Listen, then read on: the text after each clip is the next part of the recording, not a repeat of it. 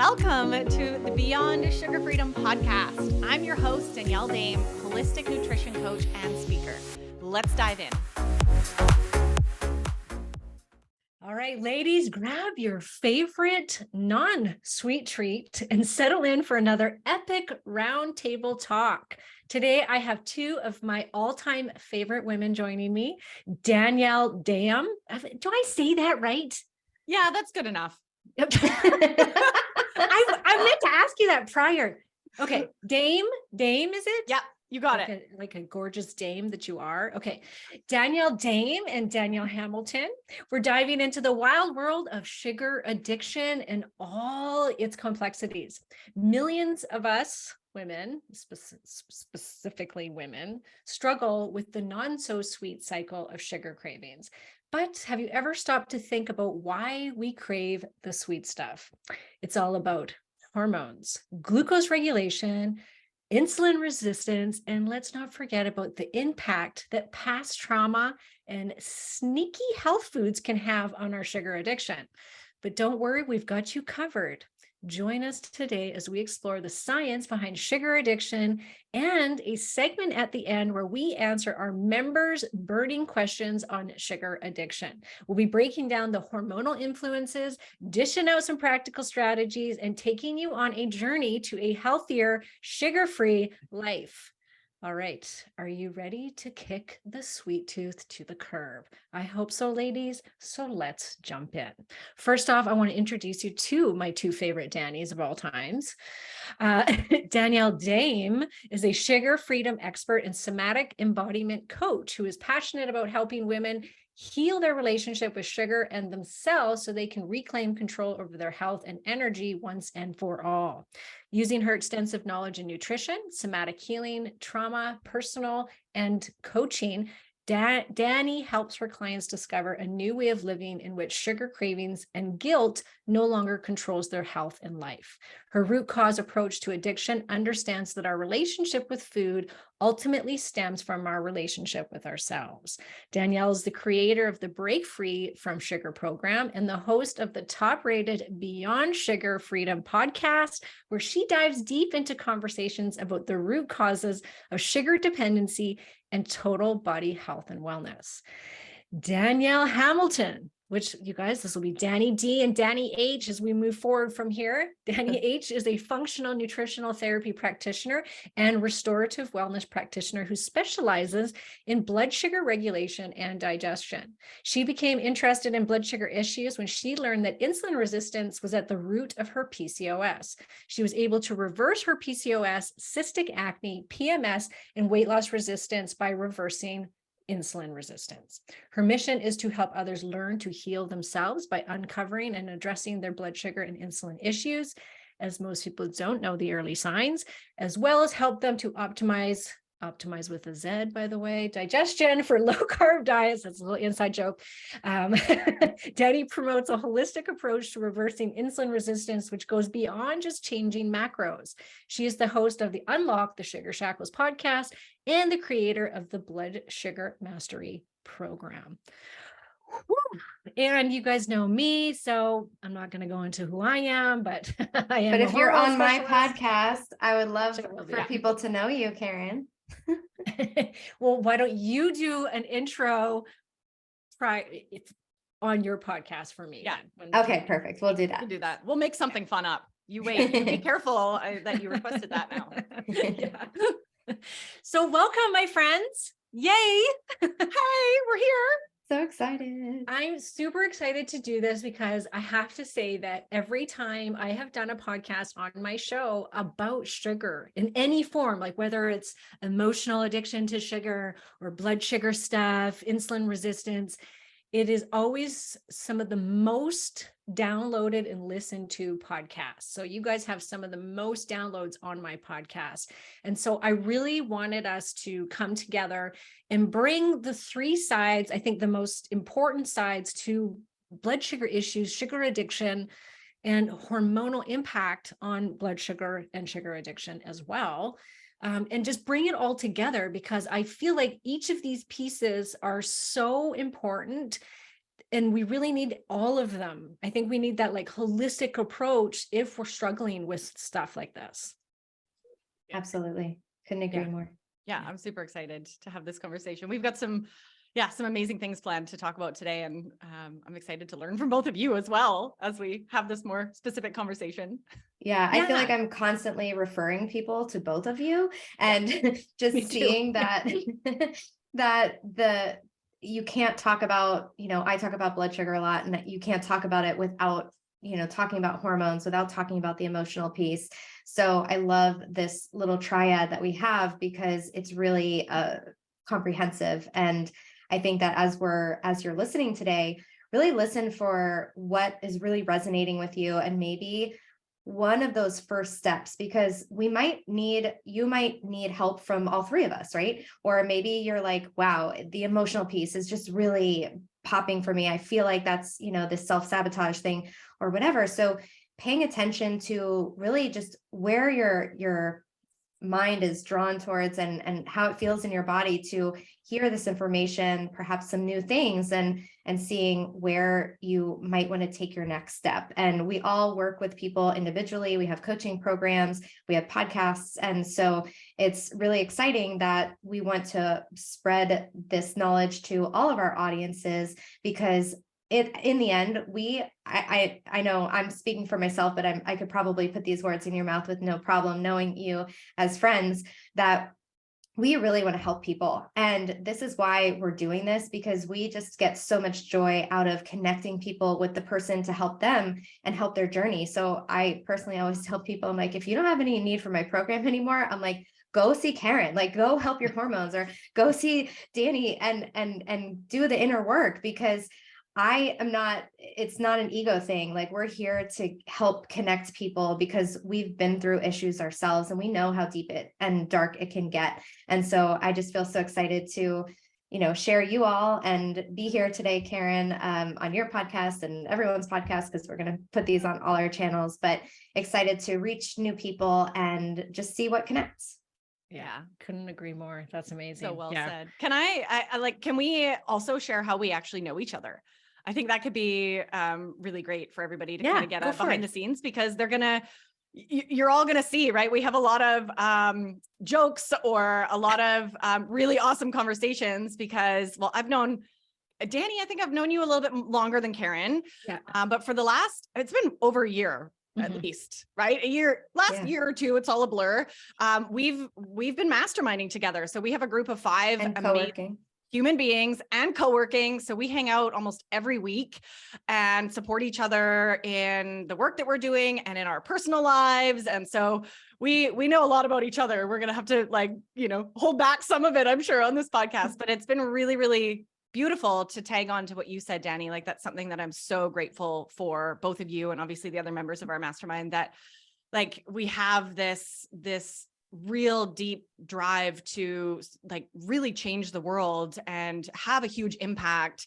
And we do that by coming together to support each other, not competing against each other, right? And really owning our own gifts and we all kind of approach this, which is why we're doing this roundtable, with such a different angle and a different piece of the puzzle. And it just feels really beautiful. And I wish more women could get together specifically and do this and lift each other up instead of trying to compete against each other. And, that's the big part of the inner work that we'll get to later, that I just feel so grateful for you both, in my personal life, in my business, helping me answer questions from clients. Like, we really, really lean on each other and support each other in a big way. And yeah, I'm just so grateful, and about time we're doing this together. I know. And it's always our running joke, everyone, that we're such good friends. Like, we literally talk to each other every day, and we've never seen each other's legs. Never met in person, but that's changing this year. You have legs?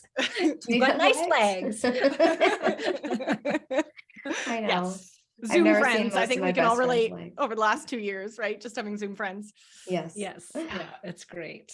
Yeah. And, off that, I want to start by just simply talking about and recognizing where we are right now in this day and age. It's 2023, and I was walking through the mall the other day, and I was looking at this chocolate shop that was going on in one area, and then there was ice cream in another area, and then popcorn. And I'm like, no wonder we have such a hard time sticking to the diet, sticking to the healthy eating. And I was like, for the rest of our lives, we will constantly always be tempted no matter where we go.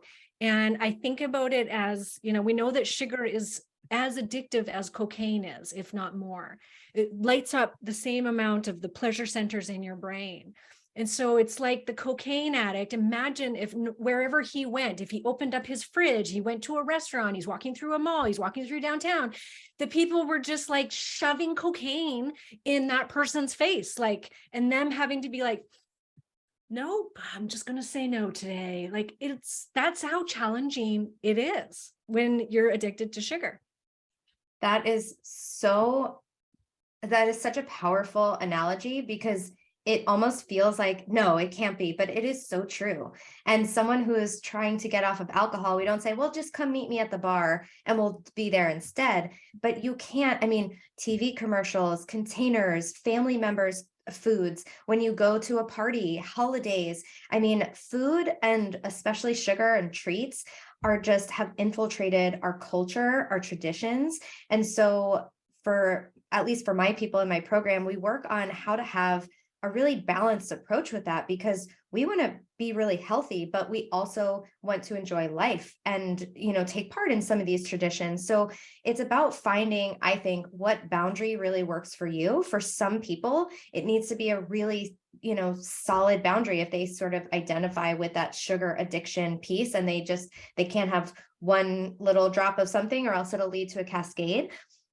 There is that subset of people where that exists. And then for others, we can sort of do this inner work. We can work on our blood sugar, our hormones, we can do the inner work, and we can improve our relationship to food, nourish our bodies, stabilize our blood sugar, so we're not having these intense cravings, and we can enjoy our, you know, meal on the holidays with our family, and then get back to our normal life that's really supportive, that's set up to support our health and our optimal way of living. And so I love that idea of that we can find this balance, but it's something that we need to work hard to figure out what that is. And it's a spectrum, isn't it? It's like, yeah, like you said, it's you need to be able to recognize, where on this spectrum are you? Are you so bad that there are some people that I've worked with who can't have any amount of sugar because it's a runaway train? Yeah. And then there's other people that need to get control of the physical stuff, the insulin resistance, they can change their diet, they can fix their hormones. And then those cravings aren't there, and they can do the 80-20, you know, 20% of the time I'm going to eat my chocolate, and they do really well that way. But you really need to know, where are you on this spectrum? Yeah. I want to add to that, because like what I've really seen, and, you know, I have some really strong beliefs about this. Like I agree with everything that you're both saying. And I also want to lovingly call out a lot of people, because what I really see is women thinking that they've done all those things, right? Thinking, well, I've fixed my hormones, I've fixed my gut, I've done all the inner healing, I've done all the pieces, and I still just can't shake these sugar cravings. So that must mean that I'm a hardcore addict and I should never have sugar again, and dealing with that. And I believe there's a lot of people out there actually mislabeling themselves in that way, because I think there's a lot of women actually doing those things half-ass. I'm going to say it, right? Yeah. Half-ass fixing their hormones, like half-ass healing their gut, and not fully getting into the depth of the trauma and the nervous system and the emotions and the stuff that I'll definitely talk about later. And kind of just feeling like maybe they've touched on everything and then just given up and said, I must just be a hardcore sugar addict. So those people definitely exist, but I just want to give some hope to those of you out there who are like, well, I've done all this stuff that you ladies are talking about, and it's just, I must just be an addict and it's not working. I believe that there's always more work to be done, especially when we're getting into our inner healing. There's always layers that I believe most people can uncover and heal from, and get to this place where, you know, there might be a healthy moderation or a choice to have sugar out of a place of love, and it not, you know, spiral downward from there. Yeah. I noticed even for myself, I got to call myself, you know, bullshit on myself constantly, because I'll be like suddenly craving so much sugar and I'm eating way more sugar than usual. And I'll be like, maybe I should start taking berberine again or go low carb. And I'll be thinking about, you know, the easy routes. And then I'll be like, bullshit, Karen. You are so stressed out. No wonder you're craving sugar. And I know, okay, I need to deal with my stress. And as soon as I do that, the sugar cravings go away every single time. So I do have to do it to myself, but it is good to be very aware of like, oh, could I have been done a little bit more over in this area, before doing that, or working on my food or my hormones, or yeah, you're right. You're totally right, Dani. We live in a quick fix world. We want quick fix. Yeah. And I think it's also important to share that we have probably been in some way or another, or one of us have actually been in maybe some of the situations that you've been in. Like I was a mega, I wouldn't say sugar addict, but I would say I used to have a sweet tooth. I would say every tooth in my mouth is sweet. And I would have this sugar dragon that would tell me what to do. And so we are coming to this from a place of like, we've been in a lot of this, not every single, but in many of the situations that you guys are in as well. And so we can really empathize with how difficult it is and how difficult it is to go deeper. So Dani, when you're saying like half-assed healing, it's not because they don't want to, maybe sometimes, but it's because it's you haven't maybe this is where it's worth it to invest, to work with someone one-on-one, instead of just like, oh, I listen to all these podcasts. Like we get so much information from podcasts. That's why we're doing this. But sometimes it's not enough to like just do this surface level stuff. And we really need to dig deeper. So we're going to give you a lot of information that will maybe help you deepen your understanding. And then perhaps seeing like, do I need to work with someone on this issue? And prioritizing that is another piece of it. And just to say one more just little aside is that when someone is dealing with, let's say, an addiction to cocaine, to use Karen's example, you're not going to come into a place where you're confronted with cocaine, but we need to eat every single day. Just like you said, like it's bombarded, but we need to eat. So it can be just so complex and it can be so confusing. And I see some people out there like, oh, it's not hard. Nutrition's not hard. And it's like, yes, it freaking is. I'm sorry, it is, because there are parents out there being like, I gave my kid protein waffles. I don't understand why she's having a temper tantrum. True story. And it's like protein waffles, like there's not really that much protein in those waffles. Like it's marketing. So all these companies are out to sell products. And we are just reading all these marketing claims on things and thinking we're doing the right thing. Like my mom brought my baby book here and I saw all these times I was taking all these medications and I'm like, oh my gosh, like these antibiotics. And it's like, but my mom was just doing the best she could. She's like, I feel so guilty for the way I fed you. I'm like, Ma, you were feeding me according to the food pyramid. You were buying, tricks are for kids. Like you were following what they said, so no one here is like pointing blame at anyone for how they're doing things. Like we are just trying to all do our best and trying to sift through. Like I just saw a post today, someone sent it to me that says, sugar is good for us. Sugar doesn't make you gain weight. And I'm just like, oh my God. People are, it's confusing out there. So if you're confused, you're in the right place. Yeah. So. There's nothing wrong with you if you're confused. And like, I want to mention on that too, right? That is one of the brilliant marketing tactics, right? The more confused we all are, especially when it comes to our health and healing, the easier it is to swoop in with a solution, right? Here's this pharmaceutical, or here's this magic cereal that's been fortified with vitamin D or whatever, right? And solve the problems. Here's all the keto this and like, so this mass confusion around nutrition is not your fault. And it's definitely one of the brilliant marketing tricks to kind of get us to buy a solution, right? When I fully believe we all have that solution within. We don't need to outsource that. We got to stop outsourcing our health and really learn to tune in and trust our bodies again. And that's what you're all going to start doing after you've heard this podcast today. Yeah, I was going to say that. I was going to say, we get all very caught up in listening to the podcasts and collecting information. And when we collect information, we feel like we're doing something for ourselves. We feel like we're being proactive, but then we're not implementing. So I want everybody moving forward in this conversation that's listening, take action at the end of it. So on something, something that we've discussed about, take action on it. Yeah. One thing, don't just listen and move on to the next podcast. All right. So what I want us to do now is I want each of us to explain to the listeners how they could recognize if it could be, hormones driving the sugar addiction.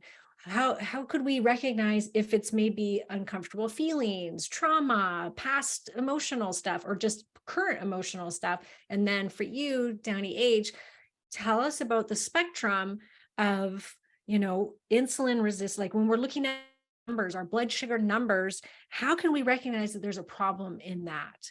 So maybe Dani H, maybe you should just start there, because that's, I think, the fundamentals that we really need to look at first is what is our blood sugar doing in the body? Absolutely. So sugar is a fuel source. And when it goes into our bloodstream, the blood sugar that we're talking about is glucose. So sometimes you'll hear those used interchangeably.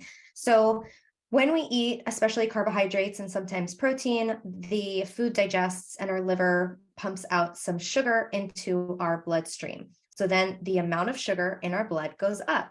The body likes to have about a teaspoon of sugar in the blood at all times, give or take a tiny amount. So with our blood sugar, the body likes to have it in this Goldilocks range, not too high, not too low, just right. And that's where it feels happy and balanced and satiated. And it's like, cool, I have a little bit of energy if I need it, and it's good. So when we eat something that's very high in, let's say, processed carbohydrates, we get a really big increase in the amount of sugar in our blood after the food digests. And that increase in the sugar signals to our pancreas. Stay with me, don't glaze over. It's easy to understand. I'll make it easy. The pancreas produces this hormone called insulin, and insulin's job is to take the sugar out of the cells, out of the blood, and put it into the cells. So the insulin's like, here, glucose, come with me. It's going to knock on the door of the cell. Maybe it's a liver cell, maybe it's a muscle cell, maybe it's a brain cell. And it's going to say, hey, I have some sugar for you. And it's like, sure, come on in. So then the glucose goes inside the cell and it makes energy. Or if it's too much, it'll store it for later as body fat. So the insulin is that hormone that lets the glucose into the cell. So what happens when we eat a really big carbohydrate rich meal, we get a really big rise in glucose. And oftentimes we get like a huge spike of insulin. And so the insulin's putting away the sugar into the cells. So the amount in the blood is coming down. And then sometimes it puts away too much. And that's where we start to go into what I call the craving zone. So as the blood sugar is dropping very low because the insulin's putting it all away, this is usually when we start to feel our very first signs of blood sugar dysregulation. We start to feel, this can also happen when we're hungry or if a meal is delayed. This would be the very first signs that sort of come out, because as the blood sugar is going down, the body sort of sends on this light in the car, like the gas light. And so the gas light comes on and it says, hey, you need fuel really quick. And what the gas light feels like in our body, it feels like anxiety, shakiness, dizziness, weakness, fatigue, heart palpitations, headaches. We might feel nauseous. We may feel really irritable. We might feel very, like our hunger is so urgent, and we feel hangry. So this hanger is a really early sign of having some blood sugar dysregulation. Healthy hunger feels like hunger, like, oh, it's lunchtime, but let me just finish this, little task that I was working on, or I just went to this gym class, but let me just run this quick errand before I head home and have lunch. So that's what healthy hunger feels like. It could be put off. It's not like, I can't think, I'm getting angry, I'm yelling at my spouse. It's fine. It's just a sign like, oh, I could eat. I didn't know that existed. My hunger used to be the first one. Okay. So I would turn to the person in the Snickers commercials. Remember those? Yeah. And where you like, it's like hungry, need a Snickers, whatever. And you like, the person was Joe Pesci and then like turned into, like a nice young girl. And so if you are the Joe Pesci in the Snickers commercial, that is an early sign of blood sugar issues. And as what happens, so the blood sugar goes low, and now your body is sending you messages to get quick energy because it's out of energy. And so the quick energy is usually the form of processed carbohydrates or caffeine or something. So you're going to go to Starbucks, you're going to stop at the gas station, you're going to grab a muffin from the break room, you're going to get quick carbs. And that it's not going to be like, hey, why don't you make a nice grass-fed steak with some local organic broccoli? Like, no, like get me to Starbucks ASAP, right? So give me the M&Ms. It's going to be something fast. So what's that going to do? It's going to shoot the blood sugar back up again. Then it's going to crash again. And we have like sealed ourselves into the blood sugar roller coaster. Okay. So this up and down and up and down and up and down. The more we spike our blood sugar, the more often we're going to need to eat. And what does this do to our insulin levels? It raises our insulin levels over time. The more often we eat, the higher we spike our blood sugar. Insulin takes a longer time to come down than glucose does. So we get these high levels of insulin, and then we start developing insulin resistance because the insulin is in the blood and the body just is kind of like, it's like, hey, I have some sugar for you. And it's like, dude, you were already here. So it's sort of like not listening to the message of the insulin anymore. And so the insulin starts to build up, and this causes all sorts of hormonal dysregulations. And then it also impairs the body's ability to burn fat for fuel, because the body with high insulin in the blood is in a fat storage mode. It can't access the stored sugar that's in your liver. It can't access your body fat to burn. So it's dependent on carbohydrates that you eat for fuel. So if you feel like you're just stuck, like no matter what I do, I can't stop eating carbs because I don't feel well, then it's probably an issue of some sort of metabolic inflexibility, which is now they're saying it affects over 93% of the adult US population. I'm sure North American population, because maybe Canada is not far behind us. Maybe they are, hopefully they are. But yeah, so 93% of people are dealing with this, where the insulin levels are too high. We can't burn our body fat for fuel. So we're dependent on a steady stream of carbohydrates to keep our blood sugar up. And then as we keep spiking our blood sugar and then keep needing to eat and sort of correct this problem, we progress along this journey of what I call the diabetes and insulin resistance spectrum. So now, instead of the issues just being maybe when we're hungry or like maybe a little bit after a meal, then it's sort of all the time. And because our blood sugar and insulin affect every single cell, organ, and process in our body, the blood sugar issues that we can have are very widespread. They affect all of our organ systems, like, our brain, we get memory loss and anxiety issues and brain fog. And then, with our eyes, macular degeneration, very common in diabetes, and our teeth and gum disease and whatever. Our heart, insulin resistance is the leading cause of high blood pressure and all these things. So you can go down the entire body and look at all these issues. And so it's seemingly unrelated. When I had PCOS and acne and I had tendonitis in my ankle, it was like, what is the connecting factor? It's like the inflammation from the blood sugar spikes and the insulin resistance. So as the metabolic dysfunction gets worse, we start to see these different issues get more severe and then be more widespread. So we might have more issues. So we might have high blood pressure and anxiety, have cholesterol issues. Our blood sugar numbers start ticking up because now when the insulin is not being heard by the cells, the insulin's sitting in the blood, but so is that glucose. It can't get into the cells. So the amount of sugar in our blood starts rising and rising and rising. And so that's when the doctor, this will be happening for decades. And then the doctor's like, oh, yeah, you have pre-diabetes, but just, maybe eat healthier and move more. And you're like, well, I've been doing that. And they miss it. They miss these early stages. So, Karen, you talked about the ideal lab ranges. So let me get my calculator out for the millimoles. So basically what doctors tend to miss are the very early signs of blood sugar issues. So ideally we want our fasting blood sugar to be about 70 to 85. So in millimoles, that's 3.8 to 4.7. So any number I say, just divide by 18 or times by 18. So that would be an ideal fasting range. So when you wake up within the first hour, hour or two, you will take your blood sugar, and that's the number that you want. A lot of people are between that 85 and like 99 point. So 99 is 5.5. So if you're in that range, that's where the doctors will miss you, because they're going to be like, oh, it's fine, it's under 100.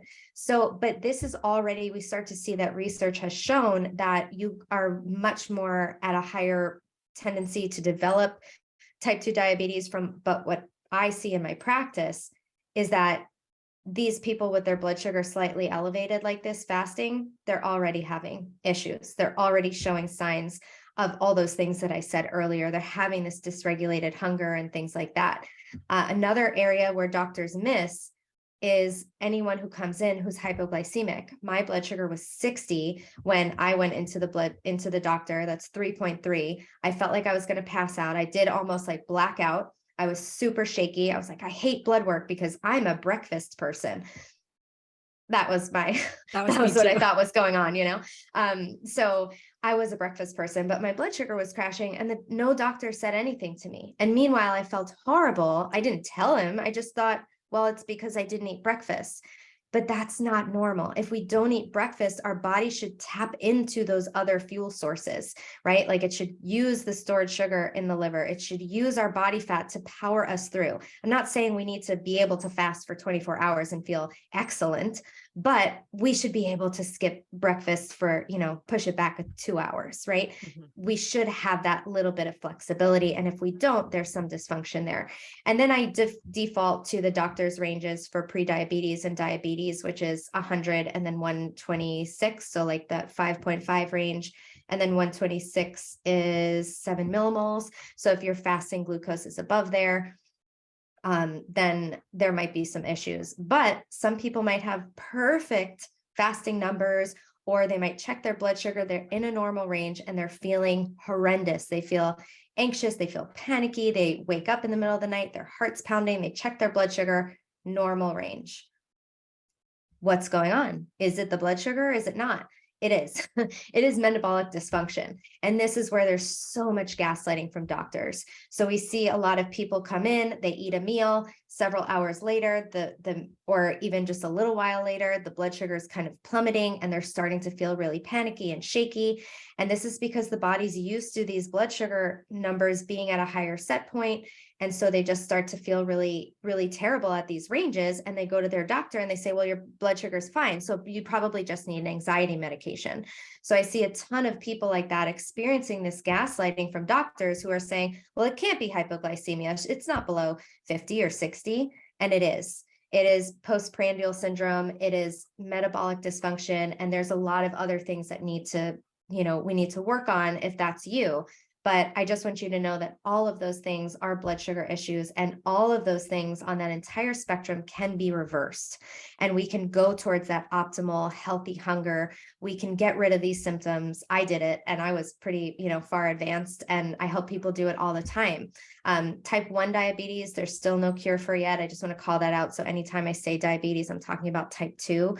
But even type 1 diabetics, they are fed this information, like eat whatever you want, just dose with insulin. And the leading cause of death for people with type 1 diabetes is heart disease. And they're dosing themselves with a ton of insulin. And we see that happen in people without diabetes too. So even if you have type 1, it's still important to, have your blood sugar really, really tightly controlled for optimal health. And so, yeah. Two more questions. Sure. What is ideal fasting insulin and hemoglobin A1C? Because sometimes fasting glucose, we have this, the abnormal high fasting glucose, but then we have normal insulin and normal. Yes. So that is a really good point. So insulin, this isn't a metric that I want you to ask your doctor for. I want you to go in and ask specifically for a fasting insulin test. Insulin is the hormone. Glucose is the sugar. So they're two separate things. So we can get a fasting glucose monitor or a finger prick monitor, and that's at home. But the insulin test, we can ask our doctors. Sometimes they won't give it. There are companies that do this where you can order the lab yourself. But the fasting insulin range ideal is approximately like between 2 and 6, or I've heard below 5. So it's something very low. The other thing is that doctors will say the range is like below 20 or below 25. So that is very progressed insulin resistance at that stage. So that's really important to keep in mind. So this is a really important test to get. If you're a person with reactive hypoglycemia, you may find that you have really good insulin and you might have very low insulin. So maybe your insulin fasting is like a 2, but you're still having these issues. And that means that you're too sensitive to the insulin, that your body is hypersensitive for a variety of reasons. So the insulin resistance is not the only reason for reactive hypoglycemia. And then I know I talk fast, I'm just trying to save time here. And then the ideal A1C. So just a caveat, A1C is a measure of your average glucose levels over the past 3 months. So if you're someone who has chronically high glucose levels, it would make sense that we would want to see that number tick down. However, a lot of people have blood sugar swings, which means they have highs and lows and highs and lows. What's the average of a high number and a low number is a really good number, right? It's that middle number. So a lot of people, again, with this, reactive hypoglycemia type blood sugar pattern, is that they have these highs and lows, and the doctor says, oh, your A1C is normal, so you must not have problems. But it's not a sensitive test. So that's where continuous glucose monitors really come in. So the A1C that we're looking for is approximately, the best would probably be like a 4.8 to maybe a 5.3, 5.2. So we want to keep it in that tight range. If you're like a little on the outsides of that, that can be okay too. Doctors will say you can be up to, we want to be below a 5.7, and that's an average blood sugar of 126, which is that's 7.0. If my blood sugar is averaging up there, that's way too high, in my opinion. I think you're going to have a lot of issues there. So maybe I would say 4.8 to a 5.2 would be, we want to keep that range really tight. And then the last thing would be that continuous glucose monitor. In the US, you need a prescription for it. There's tons of companies that provide you with the prescription or the prescription and the device. And you can get these devices, put them on you. In other countries, you don't need the prescription. And it's so helpful to see how foods affect you, how foods, stress, sleep, lack of sleep, movement, all these factors are impacting our blood sugar. And you can start to personalize your diet. You might start connecting, oh my goodness, every single time I have a panic attack, it's because my blood sugar crashed. Or every time I wake up in the middle of the night, it's because my blood sugar dipped. Or every time I get that afternoon headache, it's actually because my blood sugar went really high after my lunch. So we can start to connect with our body, and we can take the guesswork out, and we can stop maybe medicating. For example, I don't have enough energy when I wake up, so I have caffeine, and I don't have enough energy after my meal, so I have another, piece of candy, or I can't fall asleep at night, so I do this. By optimizing your blood sugar, you can correct all those symptoms. Awesome. That was great. Great tutorial. Yeah. Just everything I know just in 5 minutes. Exactly. Sorry, guys. Hope you're okay. That was more than 5 minutes. That's so Sorry. much good information. Yeah, because most people, the ranges that the doctors have are brutal. Like fasting insulin it goes from 2 to 25 in Canada. It's really, come on. So yeah, I think that that's a very big eye opener for most people to hear what their lab ranges should look like. So yeah, that's awesome. Okay, let's talk about, what are we looking for if somebody's like, I don't know if I have an emotional problem with my sugar, if that's what's driving my sugar addiction. Is there things that people could explore that could maybe help them to see maybe that there is, or is there always? Yeah. Yes, the second one. So, such a good question. Definitely, I wholeheartedly believe we all have an emotional connection to food, right? We all, they go hand in hand ever since childbirth. The first time we breastfeed, right? Food means comfort. And actually, more specifically, even that sweet taste of our mother's milk means comfort and connection and love. And we start really deeply associating a whole array of emotions with food. So I absolutely wholeheartedly believe we all are at some sort of spectrum and in the world of emotional eaters. It's part of being a human being. And the fact that most of us, especially here in North America, and I know in Europe, and I have clients all over the world, and everybody seems to have the consensus in this when, we just grew up in a society that doesn't actually honor our emotions. So this is where I'm really passionate, and a lot of the inner work that I call the root cause pieces that I get into with my clients around addictive patterning and behaviors with sugar. Really, we have to first look at the emotional piece, because most of us every single day as human beings have emotions, right? We go through the whole range, and in a day's journey, sometimes we might feel 20 different emotions, and that's okay. And that's part of being a human. But when we have used and become so accustomed to like using sugar and using food, it's never really a cucumber. I'm just going to say that, right? We're never like, oh, I'm feeling really stressed, I'm going to go eat a cucumber, right? Like that doesn't happen. So we really need to take a hard look at the way that we actually learn to cope with and support our emotional response as a human being. So this is like a huge topic and a huge conversation, obviously, but if you're sitting there listening to this and really not sure if you're an emotional eater or not, I'm here telling you, you are. I'm going to boldly say that. And I just want you to start, the place that I always have my clients start is just starting to pay attention to your emotions throughout the day. That's step one, because that's going to be really eye-opening.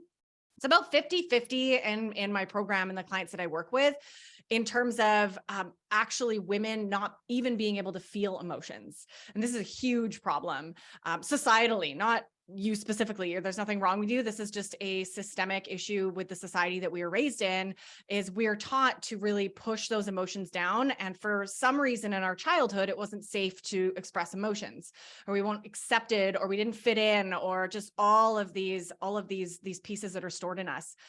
So there's a lot of women, and I just want to call this out for any of you who are sitting there going, I don't know what I feel right now.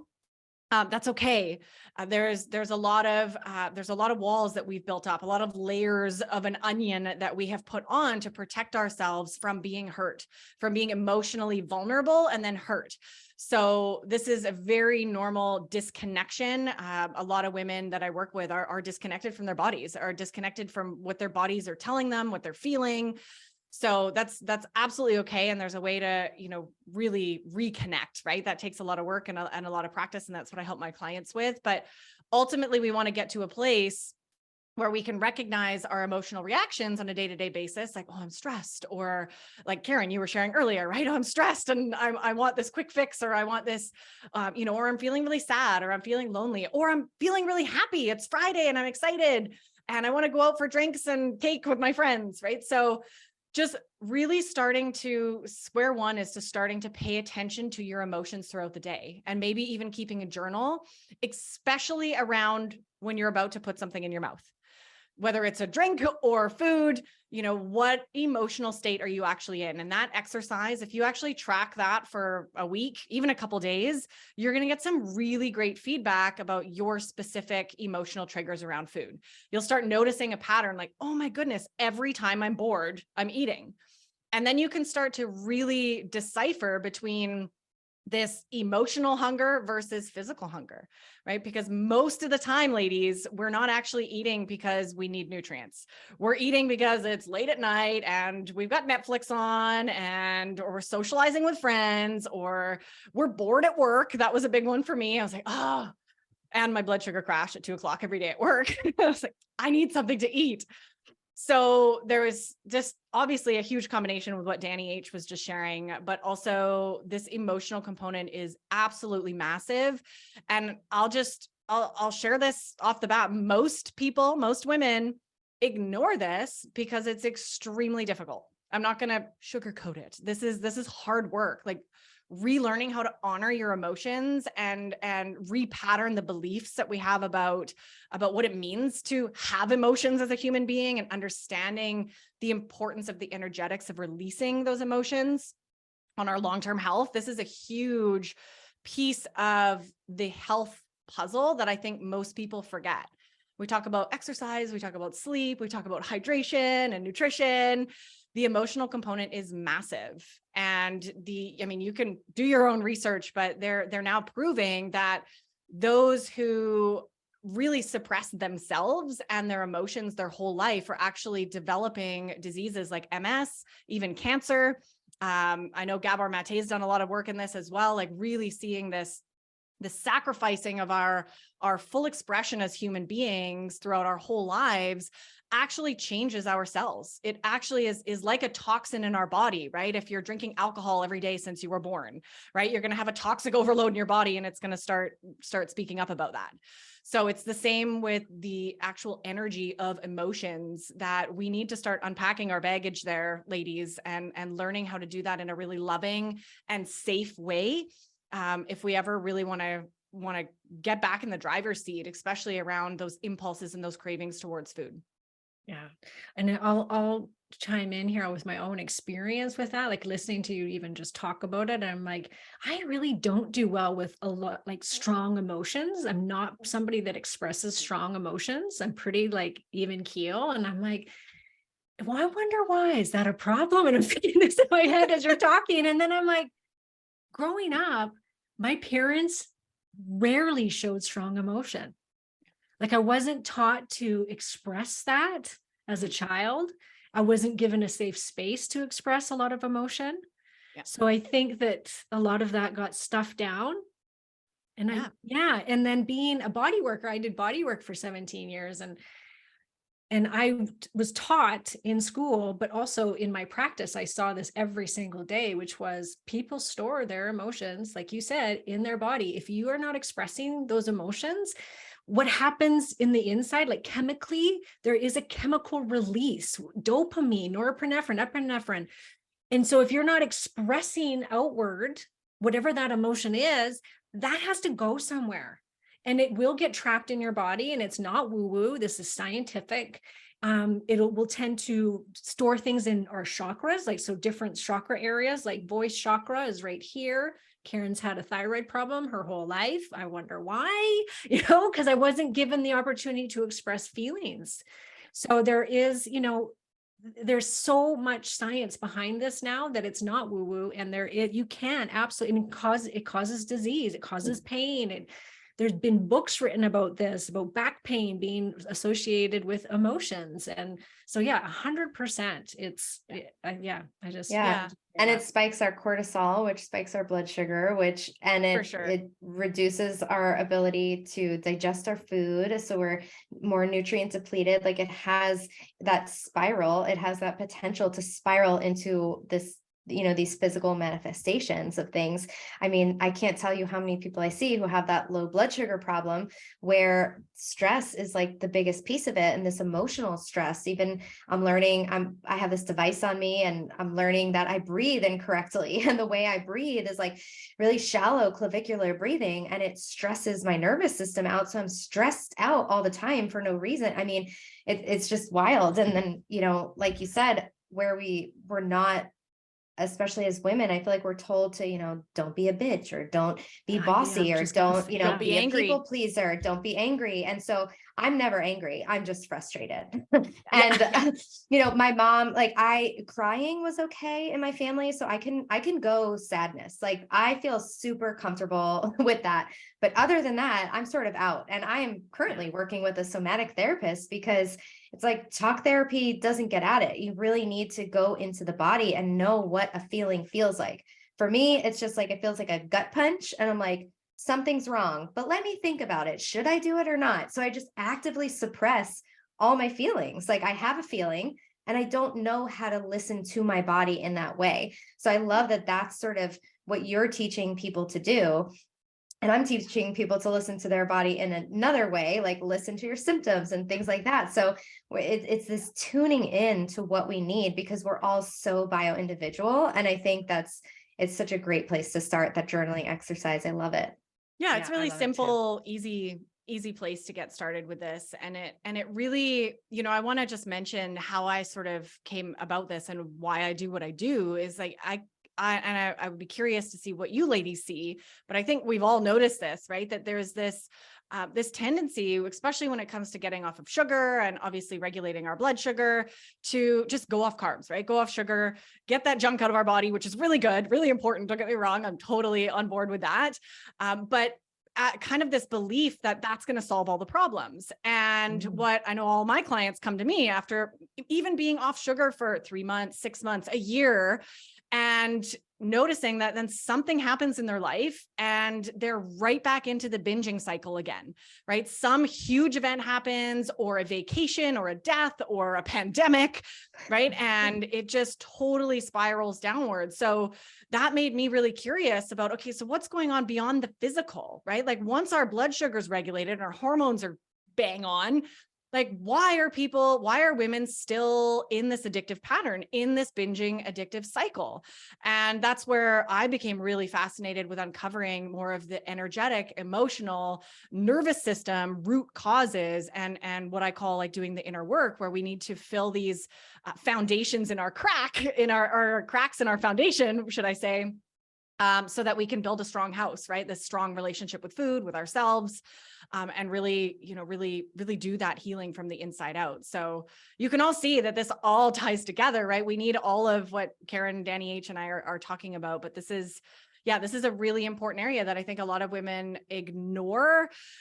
This like really tuning back in and really going inward to build that sense of self and resiliency and really do that work in the body. And this is something that I'm noticing even more and more. And as my practice is even shifting, as both Karen and Dani know, newly being a somatic embodiment coach, in really understanding that we can do this beautiful mindset work as well. And I think a lot of people get really hooked into that, right? We read all the books and listen to all the podcasts, mindset hacks, and how to build a habit and how to change your beliefs. And I even host a masterclass on that. It's amazing, really important. But until we marry our subconscious patterning, our mindset, our ego stuff with what's actually being stored in our body and our nervous system from childhood and from a lifetime of trauma and life as a human being, we will never fully be able to be free. And that's a really strong belief that I have, and science backs that now. Like there has to be some sort of dropping from the head into the heart, into the body. If we ever really want to rid ourselves, especially of anxiety and worry and nervous system issues and this emotional baggage that we're carrying and all these pieces. So our body is so wise. We need to start like loving it, listening to it. 100%. Love it and listen. See, this is why I refer people to you. We need this. Bring it on. Yes, I can talk about this all day. Love it. Okay, so hormones then. My turn. Yes. Let's do it. Let's talk to Karen. I've got a question for you, Karen. So obviously the hormone guru herself, tell us a little bit about then how do hormones play into all of this? How do hormones actually drive sugar addiction, or even, some people out there might relate more to the sugar craving sort of language. So how does that all tie in and really, drive us there? So hormones have both direct and indirect influence on sugar cravings.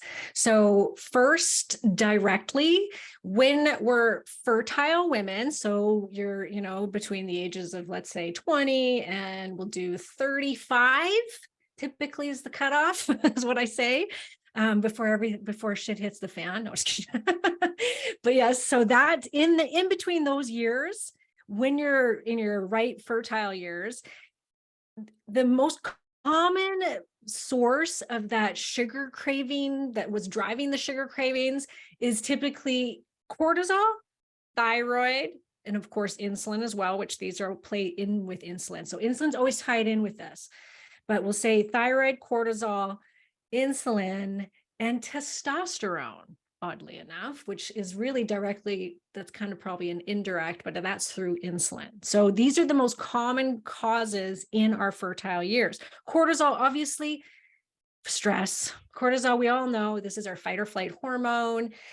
Either if you are constantly high in cortisol, which I see all the time, your body has to raise blood sugar because it thinks you're going to fight or you're going to run anytime soon. So if you're doing what every other North American woman's doing out there, and you're going to school, or you're got a family, or you got a job, and you're working full time, and you're running around, and you think, oh, this is so normal. I'm just doing what everybody else is doing. Oh, and then if you were like me, partying every single night, all night long, getting up, doing it all over again, and thinking you're getting away with it. Well, your cortisol is then always coming on. It's always pumping out, pump, pump, pump, pump. Blood sugar, pump, pump, pump. And then we go back to what Dani talked about, Dani H, which is now we're going to become a little bit insulin resistant because that blood sugar is constantly having to come on, be pumped out so that you can, what your body thinks is going to be fight or flight. Your body doesn't know on the inside that, no, this is just every day. This is what women do now. The body doesn't know this, and the body can't tolerate it very well. Second to that, thyroid. There is a lot of thyroid, hypothyroidism with women right now. We have way more hypothyroidism than men do. I think a lot of it is emotional, talking about the not being able to speak our minds, not feeling safe to speak our minds. So I think there's that. I think there's toxic load. There's a lot of autoimmune. This is a whole nother podcast, but thyroid, when you think about how it relates to your metabolism, how it slows things down, it will also slow down how you are processing sugar. So both insulin, so if you're insulin resistant and you're not getting energy, that's going to affect your thyroid. But if your thyroid's low, it's going to affect how you process insulin. So they go, it's a back and forth relationship. So whenever I see somebody that's got hypothyroidism, if it's untreated or not treated properly, which is all the time, they'll tend to have some degree of insulin resistance. Like they just do, they go hand in hand with each other. So there's that. And then we've got polycystic ovarian syndrome, which is what Dani H had. This is the number one cause of infertility right now in women. There's, once again, a whole nother podcast, but safe to say, when your body starts to pour out insulin, it actually makes it so that your ovaries start pouring out testosterone. It causes that. So in this, roundabout way, this high testosterone goes alongside high insulin, high blood sugar. And it's really, really common, and it's really devastating. I can't tell you how many times I've had women come to me that were told by their doctor that there was nothing they could do about it except go on birth control pills. That's it. That was me. Yeah. That's their answer. I was told I had to take the pill and that there was no cure. Yeah. All the time. I get this all the time. So those are I would say the most direct issues when it comes to hormones and blood sugar in our fertile years. Then as we start aging, things really get haywire with our blood sugar. And I will tell you right now, I don't know I would say 90%, if not 100% of women, if they don't replace their hormones in menopause, will develop some degree of insulin resistance or type 2 diabetes. It is just, and same with men, it's not just women, but we all will because of the loss of our hormones. Our hormones are that important for processing glucose in the body. So first, we start losing our progesterone.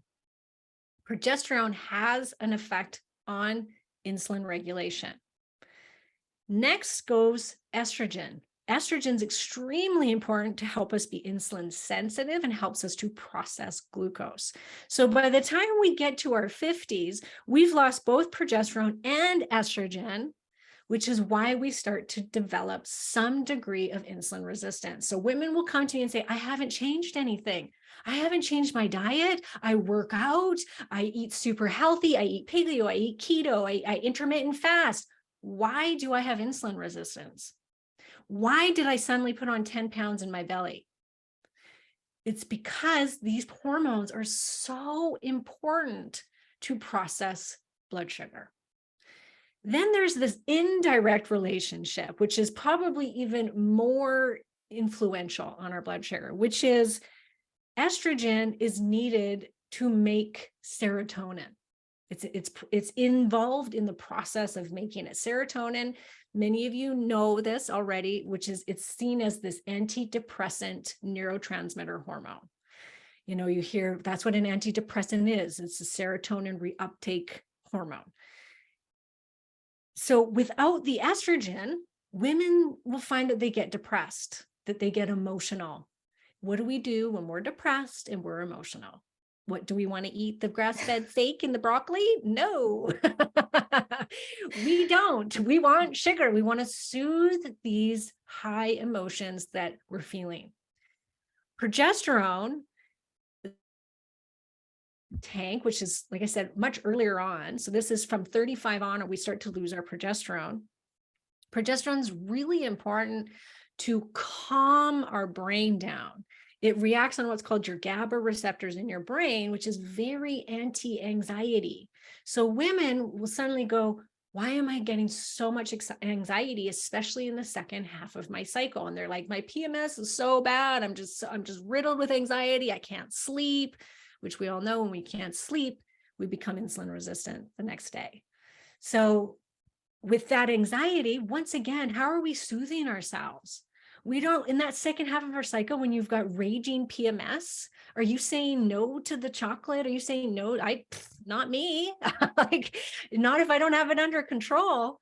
So it's in this indirect way with anxiety and depression and not being able to tolerate life. It's like your nervous system just gets shut because you have none of this nice buffering progesterone and estrogen on board. Our cortisol tends to get high and then it tends to crash.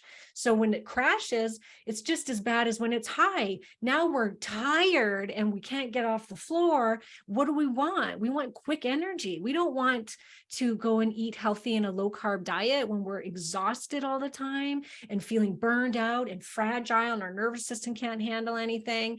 We don't want to eat healthy when we feel like that, nor does your body. Your body starts to send all these signals of quick, go get me a quick fix, go get my sugar fix, because this is what lights up my brain and makes me feel momentarily better, happier, calmer, less emotional. And maybe it's momentarily, but it drives us to do that. It doesn't drive us to go write in our journal about our feelings. It doesn't go drive us to check our blood sugar and see where it's at. We're not going to go check our hormones. It's that like instantaneous, I need something now to make me feel better. And what is the fastest way that that's going to happen is going to go into that cupboard and get whatever you can for that quick fix. So it's a vicious, horrible, vicious circle. And you know, I talk about this lots on my own podcast and in my programs, the importance of watching your hormones as you age and getting on top of it, because you don't want to wait till you're this hot mess. You're, 48 years old. You've got no estrogen, you've got no progesterone, you're insulin resistant, your cortisol's tanked. And then you're like, now I'm going to try and get some help, which of course you should. It's never too late. But the earlier you can start managing these things, the easier it's going to be as you go through this transition in your life into menopause. And it can be this amazing experience if you are on top of this and now you're educated and, okay, this is what's happening. I'm having this really bad PMS, probably because I'm not producing progesterone. Okay, what can I do about this?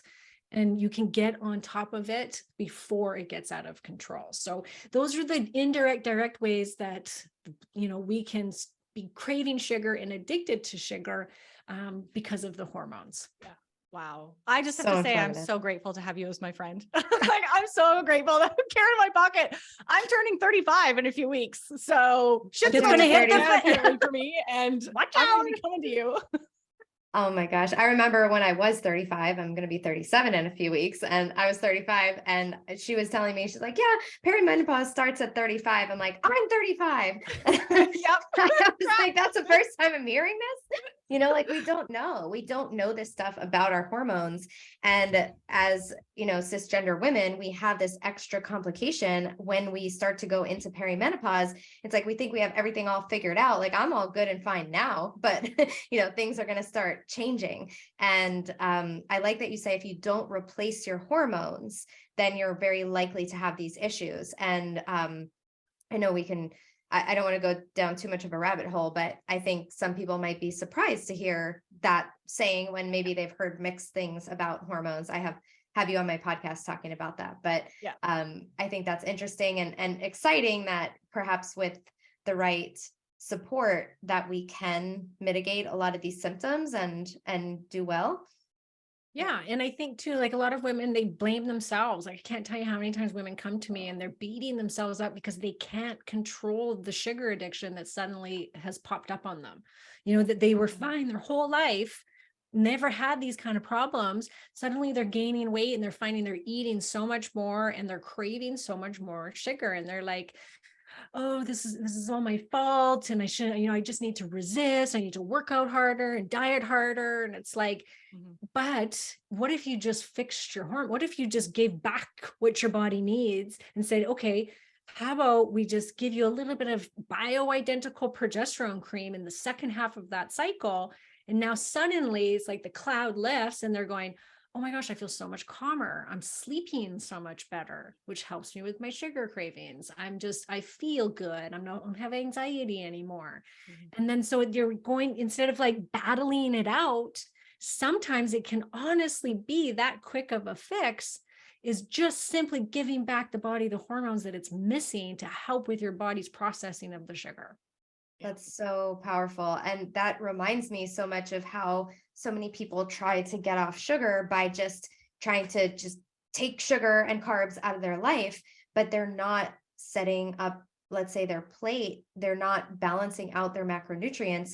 So what they tend to do is, if we look at the macronutrients of carbs, fats, proteins, I also like to put fiber in that category because that broccoli in our, example is the fiber. So a lot of people will go, okay, fiber doesn't have an impact on your blood sugar. It slows the absorption of the sugar. So when we have just protein, let's say like a chicken breast, and then we have broccoli, that's protein and fiber, but we're missing the two fuel sources. I'm very visual, so that's why I'm doing this. But we're missing the two fuel sources. We're missing either carbs or fat or a little bit of both. So people will take out all the fats and all the carbs because we were taught, we've lived through the 80s and 90s, and we're like, okay, fat's not good. And so we just have the protein and fiber and we have no energy. And then we say, how come I can't do this? How come this isn't sustainable? When if we just add some fat, we, load up on the fiber, the protein, the healthy fats, and then a reasonable or personalized amount of whole food carbohydrates, all of a sudden, it's like, oh my gosh, I didn't even need to have that whole sweet potato at the end of my meal. I just had 2 bites and I was fine. Like usually I need that. And meanwhile, I'm going to lunch and I'm not even craving. This feels like, it doesn't even feel like me. And I'm telling you, I was the person, I was hangry. I was a breakfast person. I was a snacker, like all these things I identified with that felt like permanent fixtures of my personality were actually just due to my blood sugar. So it's amazing that when you just hit the nail on the head and give the body what it needs, it just like clicks into place and it feels effortless. So if you are white knuckling something, it's a really big sign that your body is missing something. So if you're white knuckling, trying not to do this, maybe it's because you have this deep trauma from your childhood.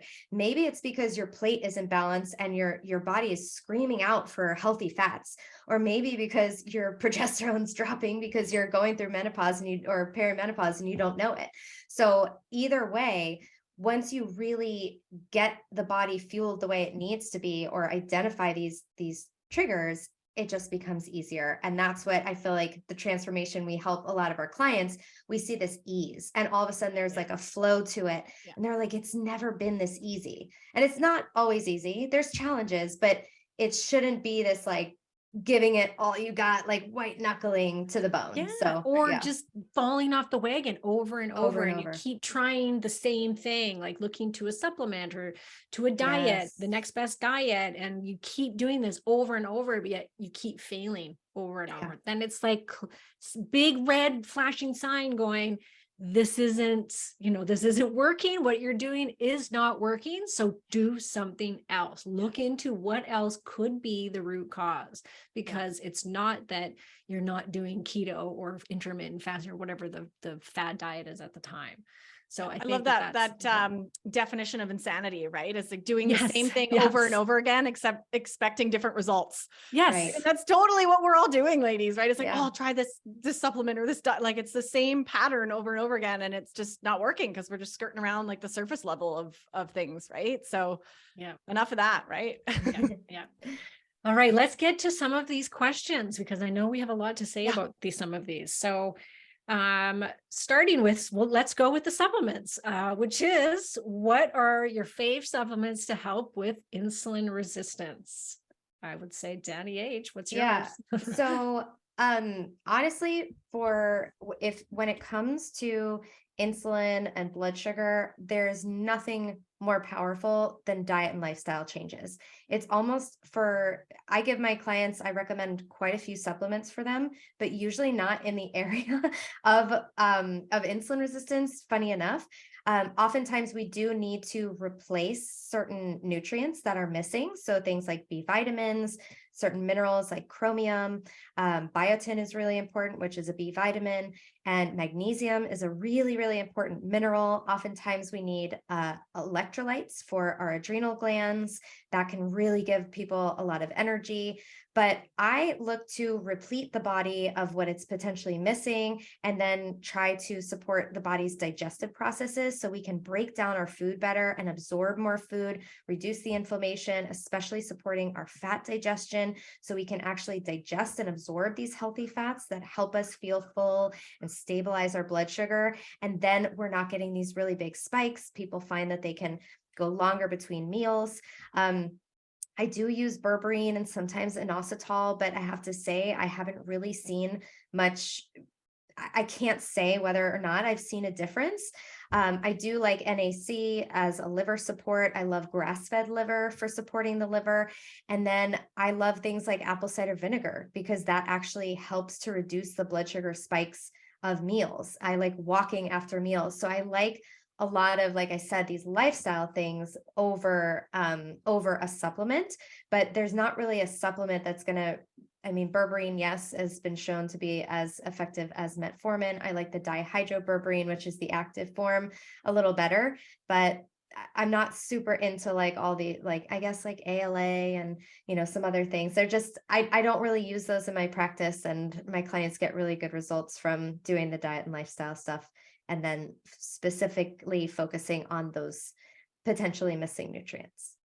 Yeah, I personally, oh yeah, go ahead, Dan. Yeah, sorry. I just wanted to touch on that because I love all those, Dani. And I just want to point out something so everybody could maybe be aware if maybe you're doing this, right? Again, I'm always on the lookout for a Band-Aid approach, right? And I know a lot of people are searching, like even that question is like, what's the supplement that I can use that's going to solve all my problems, right? Or what's the, that's going to kick my sugar cravings? Like I know there's so much out there being done, like, women just reaching for these sugar craving supplements to hopefully solve all their problems. And again, that's a Band-Aid approach, not what you're saying, Dani. Obviously there is some important supplements that we need to make sure our body is having what it needs to regulate properly.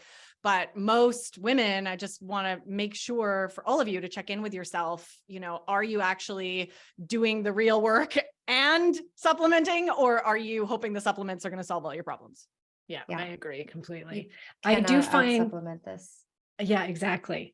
Same with the hormone stuff. You can't out supplement it, but I do think that some supplements can certainly help. Absolutely. And just help with the cravings, which, when people are really addicted, it can be super, helpful. It's very helpful if you have a little bit of like an edge off, so you can help control your cravings. There's great medication as well as that you can talk to your doctor about, but there's also some good supplements like that Dani talked about. I do like berberine. I find when I personally take berberine, it just kills my sugar cravings, like to the point that it's boring, like life is boring. I'm like, I want to eat some sugar sometimes. That's how well it works for me.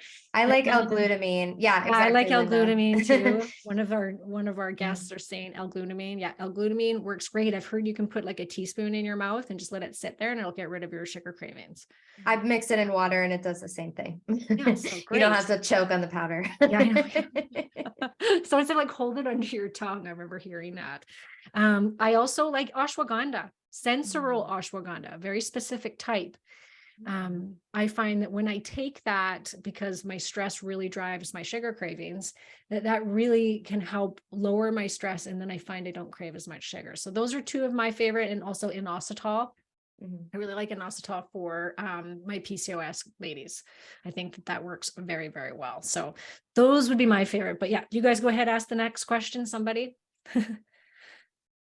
Karen, oh, actually, sorry, that one's for Dani D. Where does a person begin if they want to explore whether or not their sugar addiction has this emotional root cause? So, or did we ask this? We went into that. Yeah, I know. Okay. We've got a sheet, everybody, where we're like trying to track and go through all these questions. So right now we're down where it says Q&A, ladies. And then yeah, we're in the Q&A. Oh, we're in the Q&A. I just did the first one. And so the next one.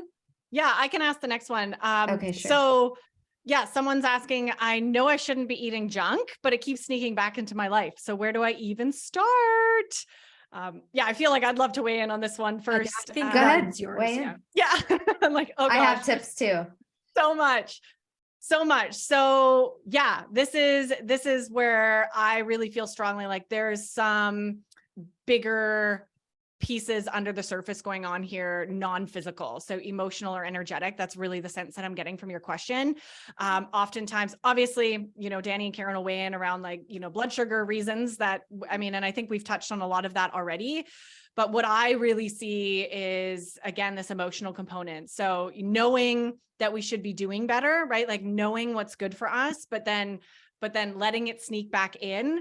There's usually some sort of deeper root reason that we're either self-sabotaging ourselves because we don't believe we're worthy, or because of just it's become such an emotional crutch and we don't even know how to get through hard days without sugar, right? We just don't have those skills.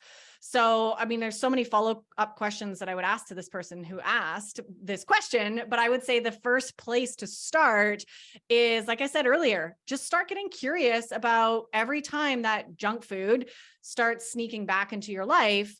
Start getting curious about what's going on in that moment for you. What's going on in your body? What emotions are present? Are you feeling rushed? Are you feeling kind of disconnected, out of sorts? Or like the question I always love to ask my clients and all of you is, what am I actually craving here?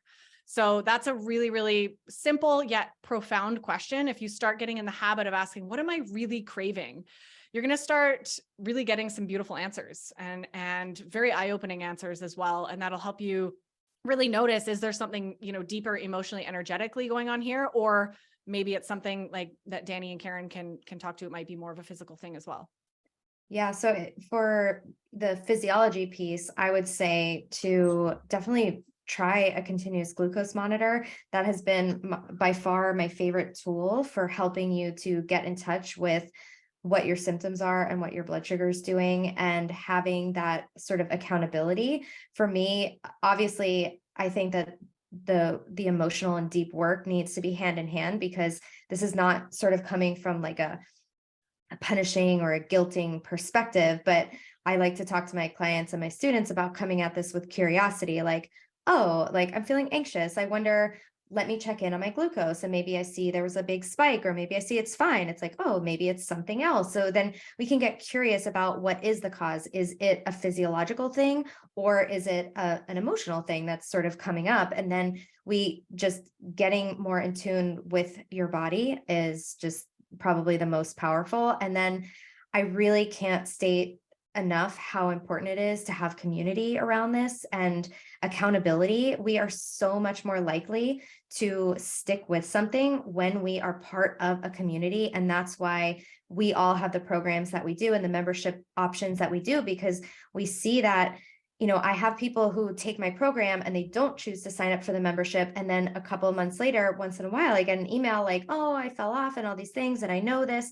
And it's like, but when we're all here, we're focused on a goal. And when this becomes our lifestyle, it's so much different. And then, I'm able to sort of work with you and say, you know what, maybe you do need to see Dani D. Maybe this is an emotional thing that's coming out. And so we're able to guide you and point you in the right direction. Or maybe you're starting perimenopause, right? So there's so many things that can happen. And so working with a coach or someone who you resonate with and joining in a community of people, because what sometimes I ask my clients to do is very much against the grain of what everyone else is doing and everyone in your life. So you might feel isolated being the person who's not eating the bread when it comes on the table at the restaurant.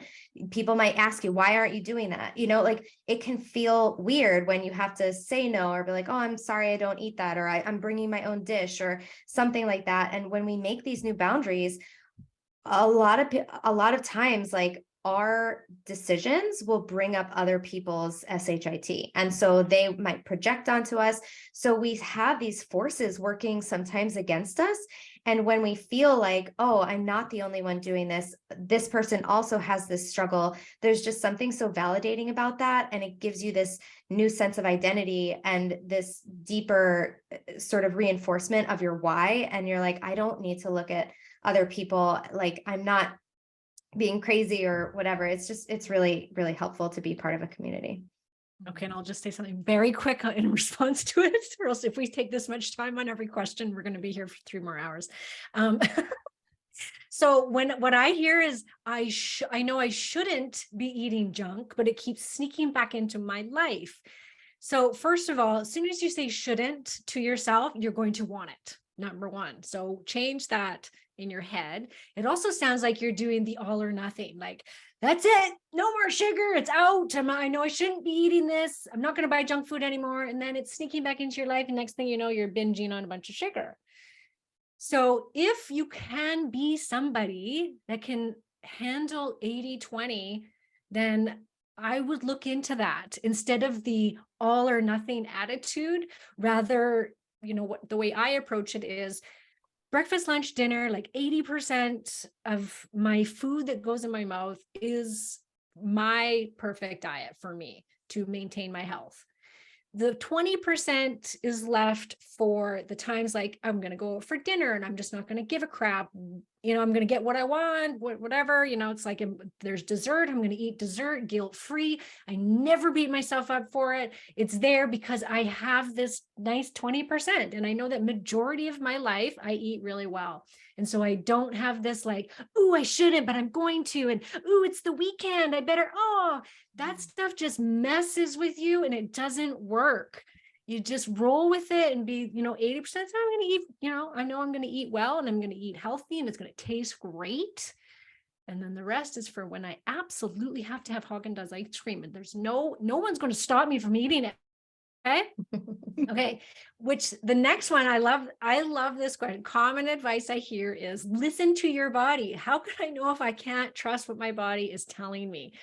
There's that whole intuitive eating. That's what that question reminds me of, the movement of intuitive eating, which everyone's like, if I listened to my intuition, I would eat sugar from the time I woke up to the time I went to bed. So how does that work? Right. And I really do think that you have to implement a lot of what we're talking about here today, and to be able to tune into your body and start listening to it, that you have to stabilize your blood sugar, because if not, your blood sugar is going to be like, go and eat the sugar.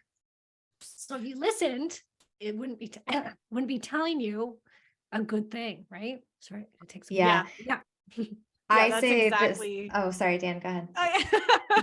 I was going to say exactly that, right? Like we have to first get the physical pieces under control so that we know. And as you were actually reading that question, Karen, I was thinking maybe we need to start actually advocating for listening to your higher self.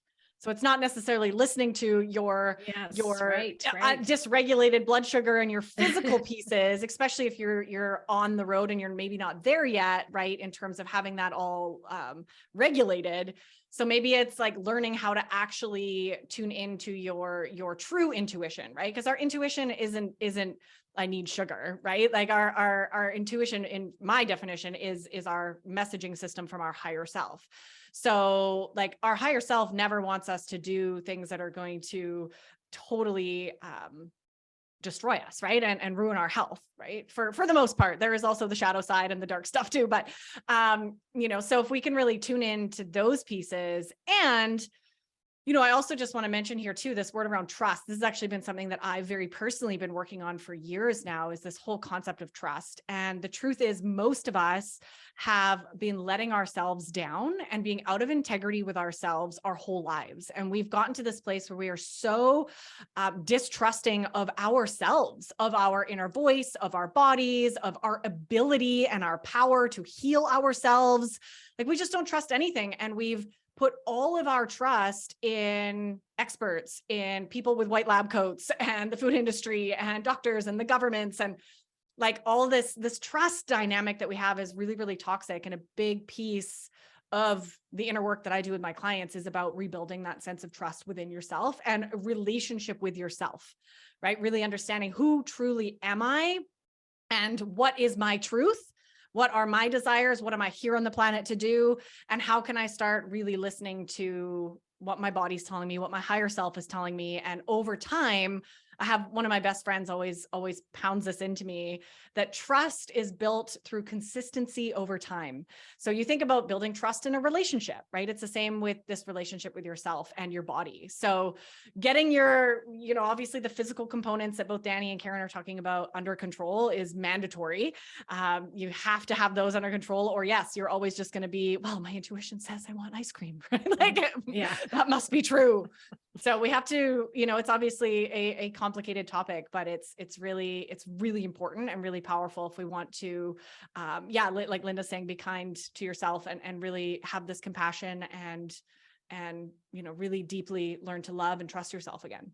I love that. And just to sum up for the physiological part, I always say, if your blood sugar is dysregulated, going up and down, or if you're currently eating ultra processed foods, then you will not be able to trust the messages of your body, because they will be either driven by like an addiction because of the food companies in there. Once you pop, you can't stop. That is literally, they have people in there designing the food to be like this. And then the blood sugar swings will also drive you to have that same issue. So once that's regulated, then you can start trusting yourself and barring this emotional piece as well. So the next one is, how does one best manage their hormones when heading to the perimenopausal state as it relates to blood sugar regulation? Karen? I think doing a lot of the tracking, like doing testing, I think is really, really important. So whether that's with your CGM, or you go to your doctor and you get the fasting insulin, the hemoglobin A1C, and the fasting glucose done, so that you can see if it's starting to become dysregulated, because like Dani said, it happens really early on before your doctor will say anything to you. I had a client once that was 0.1 marker away from being type 2 diabetic, and her doctor said she was fine. 0.1. So that's ridiculous. So number one, really paying attention to the numbers, right? Look at the numbers so you know if there is a problem. And of course, staying on top of the hormones as you're aging, because every woman's different. Some women will lose progesterone really early on. Other women, they'll lose their estrogen and progesterone really early on, and they can go into an early menopause. Cortisol levels can be affected and be driving that sugar stuff. So watching and testing those as well, very, very important. And then there's things that you can do to help your body to produce hormones when you're in perimenopause. So there's things like Vitex that can help with progesterone levels. There's phytoestrogens. So there's a lot of natural, like the herbals, vitamins, minerals that can really help support hormone production so that they don't get so crazy. And then as you start aging, you can't supplement your way out of hormonal loss, because it's just going to happen to every single one of us. No matter what, we are going to lose these hormones because we lose ovarian function, which at that point, then you can explore replacing those hormones and not waiting. As I said before, don't wait till you're this hot mess, 20 pounds overweight with no estrogen and no period. And now you're in menopause. So now you're going to go get the help, or now you're going to go get hormones. It's not the way to approach it. You want to get on top of it as soon as possible. So working, of course, with a good hormone provider, doesn't have to be me, just somebody that understands hormones and can stay on top of it. And it's all about how you're feeling, right? So if you feel like oh, geez, I don't feel well like I used to. And maybe your progesterone's not rock bottom, but yet you're having severe PMS and anxiety and not being able to control sugar, then you could be a good candidate for progesterone. So it's all very individual, but that's where I would start. And then of course, managing stress. That's the best thing that you can do to really sail through perimenopause and also regulate the blood sugar. Stress management. It's huge. That's great. Yeah. Amazing. Amazing. I'll go ahead and ask the next one. So I'm terrified of feeling my emotions and I don't even know where to start. How do I even navigate the emotional work without falling apart? So I'll go ahead and weigh in on this one, because this is really a big piece of the work that I do, is really understanding that many of you listening to this probably have some sort of belief around really not fully leaning in. I'd be curious to talk more with you, Karen, because you're saying too that you don't really fully lean into the big swings and or those really powerful emotions, right, on the up and the down. But there's this belief that if I fully allow myself to feel all the sadness, feel all the grief, especially when it comes to the heavier emotions, that I'm going to fall apart and I'm never going to be able to function in society again. Like there's this very big real fear. So I appreciate that question and just want all of you to know that this isn't an all or nothing kind of journey when it comes to really opening up to feel your emotions again. You can start really small, and it's actually really important to go slow and to titrate, in and out of emotions. But I'd say the most important piece to consider as you're starting to tune in, two things actually, is to prioritize actually spending time in stillness and in silence. So this is the best way to actually tune in with our true selves and to begin opening up space for our nervous system, for our psyches, for our body to really send us messages, to also help allow us to feel. We can't feel when we're busy all day long. We just can't. And most of us are going and just ignoring all of this. And that was totally me as well. It was just so easy to ignore all the emotions and take a deep breath, suck it up and get on with the day and get all the things done that I needed to, and then crash in bed at night. So just know that like creating a little bit of space, even just 10 minutes in the morning, it doesn't have to be a formal meditation, but just to sit with yourself and go inward, close your eyes, go inward, and just see what comes up. Another great place to start is journaling for those who do enjoy journaling practice. And then like I think Dani said earlier, big piece is the community and having the support. And in that, the safe space. So this is the piece that I could do a whole podcast episode on, but creating safe space is one of the things that's a priority in my groups. And really what happens there is we get to really drop into a feeling of it's safe to express my emotions and be vulnerable and cry and be angry. And we can learn how to do that together when we're in a safe community and a safe space.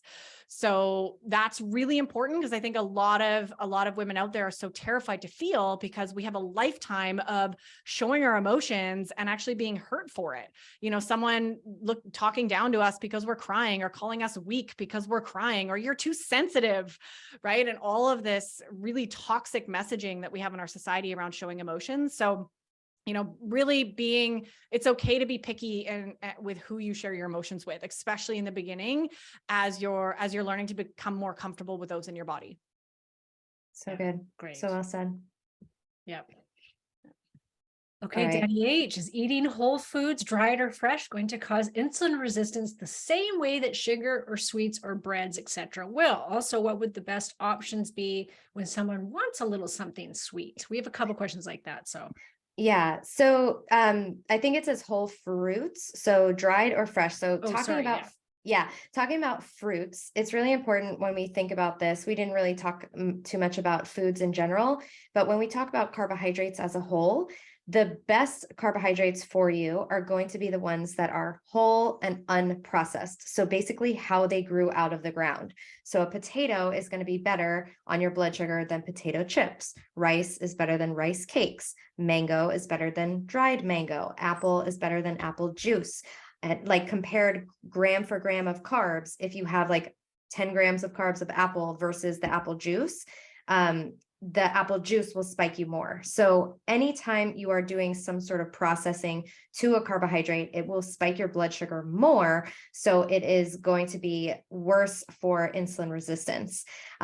So is the same way that sugar or sweets or breads. So yeah, this is one of the misconceptions I had when I was eating a paleo diet, which helped me heal my allergies and asthma and chronic sinus infections. It helped me heal so many things about my health. But I thought that because it was a whole food, it was healthy, it was a healthy carb. So it was coconut sugar or maple syrup instead of like white sugar. It was a plantain instead of potato chips. It was, a sweet potato instead of bread. I was like, oh, I'm in the clear because these are healthy carbs. And I didn't realize that they still they can really spike your blood sugar a lot. So even if we're talking about the whole mango or a banana or a sweet potato or a plantain or rice or quinoa, these foods, or oats or oat milk, these foods cause a very big spike of our blood glucose. And this is, again, my plug for continuous glucose monitors, because we want to see which foods spike us the most, because some people might do better with fruits versus grains or something like that. And we also want to see what quantity works for us. And this is not anything that any influencer or anyone on Instagram or on a podcast can tell you. This is really about your body and learning your body. So perhaps if you do a quarter of a sweet potato, you're golden. But if you do a half a sweet potato, you get a giant spike, and then you feel a crash, and then you feel cravings. Maybe a regular potato actually works better for you than the sweet potato. So this is where that bioindividuality comes in. And so the best options for when someone wants something sweet is to think about having a whole food carbohydrate, but eating it after a meal. So, some dark chocolate. I love dark chocolate covered strawberries. Berries are very low glycemic. So some sort of a fruit or something like that. And eating it at the end of a meal where you've had proteins, fats, and fiber to slow the absorption, that would be the best time to have it. Also, after a workout or before a workout. And then again, if we're talking about menstrual cycles, having it towards the end of your menstrual cycle, so right before your period starts, that's when we tend to want more carbohydrates anyway, but we need some of those carbohydrates to make progesterone. If just don't want to speak out of turn, if that's right. Not to make progesterone, no. No, not to make it. Okay. No, to make serotonin. Ah, okay. Yeah. Okay. And our serotonin drops because our estrogen drops in the second half of the cycle. Ah, okay. Yeah. Thank you. I stand corrected. Thank you. Yeah, no problem. Well, that kind of answers Angie's question. Angie had asked too, like, what's the safe amount of sugar that I can eat? So I think that answers that. She did. I can kind of speak tiny bit to that. Sure. So what you want to do is some people really need to go into ketosis not at first, but they need to go into ketosis to become able to burn fat for fuel. And then the way that I work with a lot of my clients is flexing or cycling out of that. So we don't need to stay there. I don't recommend staying there for people. And I really want that to be highlighted here. I don't recommend long-term ketosis for the very vast majority of people. And so figuring out how many carbs you can have would be, you want to find out how much of a carbohydrate doesn't spike your blood sugar, but leaves you feeling satiated and sort of full to the next meal. So add in enough where it doesn't trigger cravings, where it doesn't trigger a crash and all those symptoms, but where you're like, oh, I had just enough and my blood sugar only went up. We didn't talk about how much it should go up after a meal, but typically we don't want it to go up more than 30 points or 1.6 millimoles at the end after a meal. So if we can keep it sort of under that 30, where we're just getting like a slight glucose curve, and then we're feeling really good after, and we're feeling energized and we're feeling satiated, that's the amount for you. So it's going to change all the time. So there's no exact specific amount of grams, and work with the different kinds of foods. Because for me, if I have grains, I'm craving chocolate. If I do fruits, I'm doing really well. Fruits and roots, personally, I do best with. So figuring out which types of food work best. Yeah. And that's Karen, this is probably to hand over to you, but that also is going to change every week of our cycle. right? Yes. Like is like what we can handle and how many grams our body can manage with and work with is going, and this is where it like, no wonder we're all confused, right? And really a lot of the research out there is not actually taking into account our beautiful, amazing cycle as women every month. And really, how do we work within that to honor, okay, this week I might be able to handle more carbs. This week I need to have none. Right. I don't know if you have any pieces to add to that, Karen, but that seems like your area of expertise. Yeah, I won't get into it too much, but it's, our first half of our cycle, we're far more insulin sensitive. So that's where we are producing the most of our estrogen throughout our cycle. And so it's easier to eat lower carb in the first half of the cycle. It's easier to fast. So a lot of women, that's the 2 weeks where they're going to choose to maybe clean up their diet a little bit and not give in to the cravings because it's easier.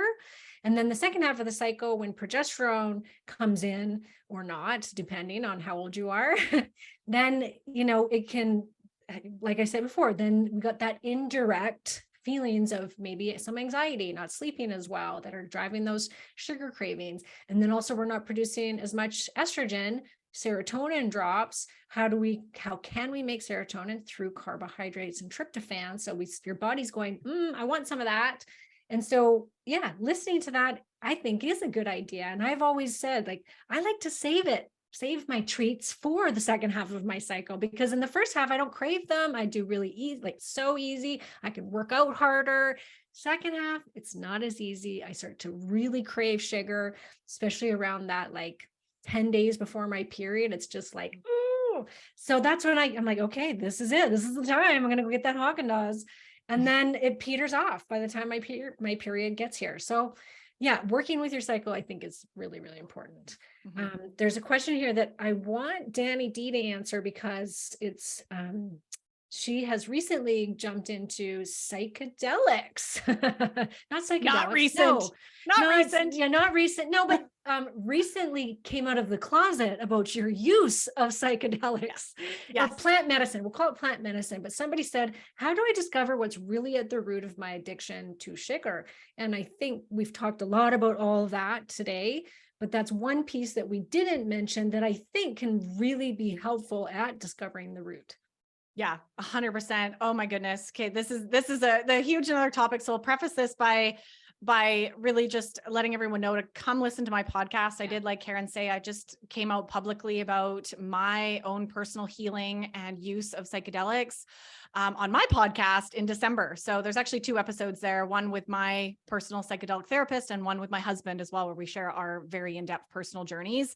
And it's been something that, I got into that, we'll call it that world, quotation marks, about 5 years ago now, after years of hearing about it and learning about it, being in these spiritual communities, traveling, hearing people, going to ayahuasca retreats or doing, psilocybin ceremonies and different things. And it took me forever to actually be ready to let go of my control issues and fear and really trust in that work. So I really this is a subject that is going to be becoming more and more talked about. And I have to also say this before even sharing any more, that this is an area that is very sacred and very important to not take lightly. So I'm already seeing it happen. This is kind of becoming a fad. People are talking about it. There's a lot of people out there navigating it in a really dangerous way and a re-traumatizing way, in my opinion. So just be very cautious. This isn't for everyone.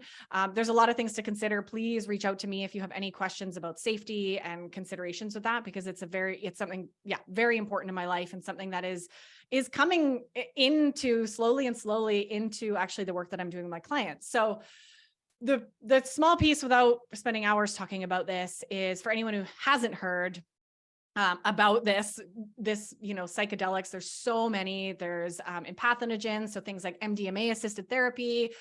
There's even a lot of research and studies now being done with ketamine, with psilocybin, obviously, with ayahuasca. Like there's a lot of different types, and they all have a different energy and healing modality.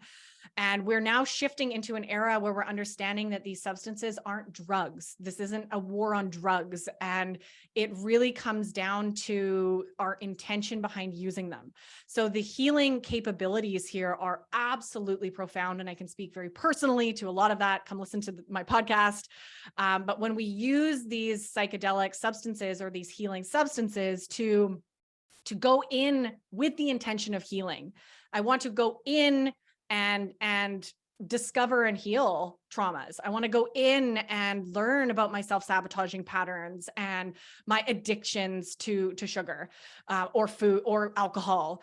When we go in with that intention, what can happen, and obviously every medicine is very different, but in general, we get to calm down our ego mind, and we get access to different parts of our inner wisdom and our subconscious brain, where we can access memories and traumas and emotions, and even access universal love and truth. Right? There's some definite travel that we can do with these substances that just really helps you build new understandings and new neural pathways to really heal, any of these root causes that might be driving you to really, be reaching for sugar and any addictive patterns and any patterns, right? Relationship patterns, or, the applications of healing are pretty profound. And the research that's finally starting to actually be done, right, are proving things like even microdosing small amounts are a huge help for depression, anxiety. It's really been a profound healer for me, and understanding, actually even uncovering and understanding my traumas and being able to go in a one-day session with support and with the right person with me to actually navigate into those tricky traumas and heal them, get the love that I didn't get, or get the validation that I didn't get, and release the emotions that I needed to release. There's so much. So I'm not going to keep going because there's a lot to talk there, but I'm grateful for that question. This is a huge asset. And it's something that we do need to take very seriously and be very cautious around as well, because there's just a lot as this is changing, and a lot as this is surfacing, and certain substances starting to become legal and all of this. But it's something that's very near and dear to my heart, and supporting. It's pretty powerful healing. I often say it's, in my experience, right, it's like in one day, you can do like 10 years worth of therapy.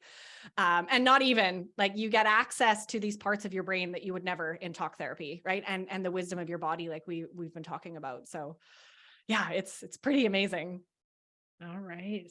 Thank you for that. And I think that that's something that really needs more awareness. So, because it's a very powerful healing modality. So I've seen it change people's lives. Yeah. Especially in the world of addiction. It's really fascinating to see the studies doing. And I know, like, Gabor Mate is really involved in that, and Dennis McKenna, and there's a lot of leaders here really, really proving the incredible therapeutic benefits of most of these substances. Yep. Agreed. Okay. We got 2 more questions, and then that's it, ladies, unless there's more questions from our guests that are with us today. We've got an anonymous person that wrote in. She's 44. She's got blood sugar issues. It's always 100, 115 in the morning, no matter what she's eaten.